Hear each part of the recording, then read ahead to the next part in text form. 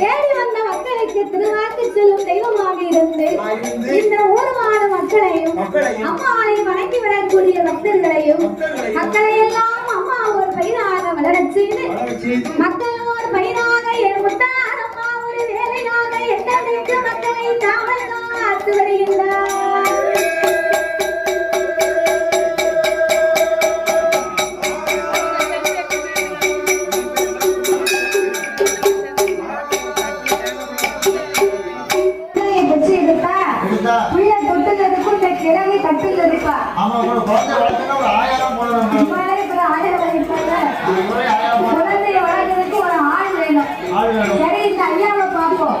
ஐயா பிள்ளைய தூக்கி கடைக்கு போவோம், கடைக்கு போனா பெருவுல உள்ளவே வேணும்னே பேசுவான்.